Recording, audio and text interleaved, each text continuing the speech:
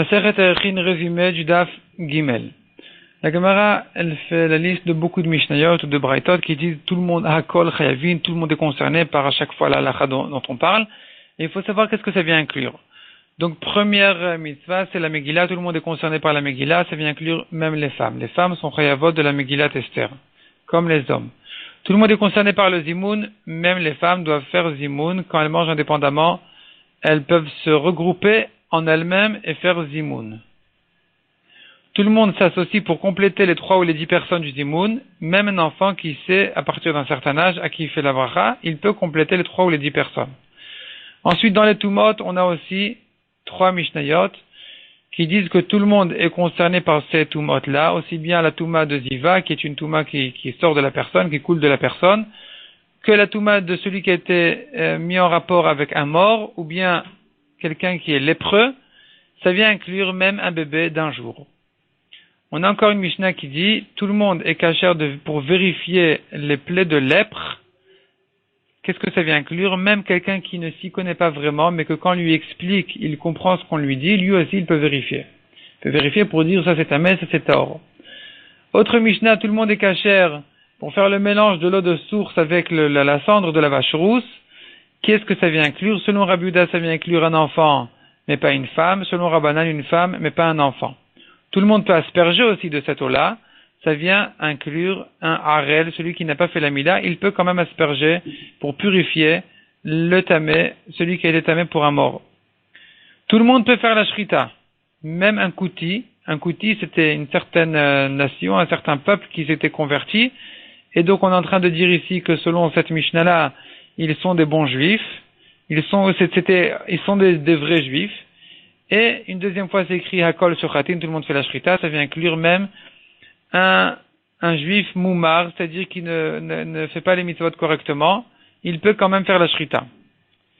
D'autres Mishnayot disent, tout le monde peut faire monter en Eretz Israël, ça vient inclure même un esclave qui demande à son patron d'être vendu en Israël. On l'écoute.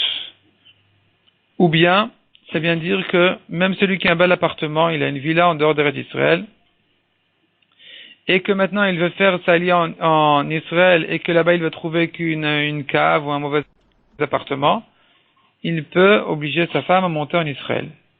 Et inversement, personne ne peut faire sortir d'Israël, c'est même un esclave qui s'est sauvé de son patron, et qui s'est sauvé donc en dehors d'Eretz Israël, et qu'il est il est monté en Israël, on ne peut pas le rendre à son patron, il doit rester en Israël, le patron doit le libérer, et lui devra lui rembourser sa valeur.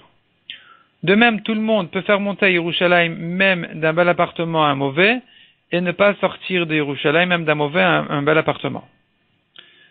Ensuite, on passe à la deuxième partie du Daf, où ici, la Gemara va citer plusieurs Mishnayot ou plusieurs Braitot, qui disent, à propos de plusieurs mitzvot, que tout le monde est chayav de ces mitzvot-là, aussi bien les Kohanim que les Lévim que les Israélim. Mais à chaque fois, on se posera la question, mais pourquoi, quel est le chidouche? Évidemment qu'il n'y a pas de différence entre les Kohanim, Lévim et Israélim. Donc on commence par Souka. Donc tout le monde est chayav de Souka, Kohanim, Lévim et Israélim. Quel est le chidouche? Le chidouche, il est que même les Kohanim sont chayav de Souka, malgré que quand ils font le service au Beth Amikdash, ils ne peuvent pas vraiment habiter dans la Souka comme ce qu'ils habitent chez eux à la maison avec leurs femmes. Malgré tout, ce qu'ils peuvent faire dans la Souka, après la Avoda au Beth Amikdash, ils sont chayavim. De même, les tzitzit concernent même les Kohanim. J'aurais pu croire que, puisque la mitzvah de tzitzit, elle était mise en rapport avec les mitzvahs qui interdit de porter un habit de mélange de lin et de laine. Or, les Kohanim portent un mélange de lin et de laine dans leur ceinture des Bigdei Kehuna, des habits de Kohen. Donc, j'aurais pu croire qu'ils ne sont pas non plus concernés par la mitzvah de tzitzit, kamash malan qui sont chayavim de tzitzit. Ils sont chayavim aussi de tfilin, quel est le chidouche? Malgré qu'ils ne portent pas le tfilin sur la main quand ils font la avoda, parce que ça sera une séparation entre les habits du Kohen et le corps du Kohen. Donc il ne peut pas porter les tfilin de la main, malgré tout les tfilin de la tête il doit porter.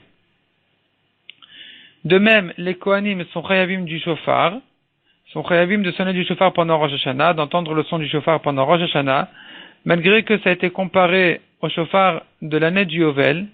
Or les Kohanim ne sont pas concernés par toute la halachot du Yovel, mais puisqu'il y a quand même certaines halachot qui sont lui concernés, que les Kohanim sont concernés de ces halachot-là du Yovel, donc on peut considérer qu'ils sont concernés par le shofar du Yovel, et donc aussi par le shofar de Rosh Hashanah. Ils sont chayavim d'entendre le shofar du Rosh Hashanah.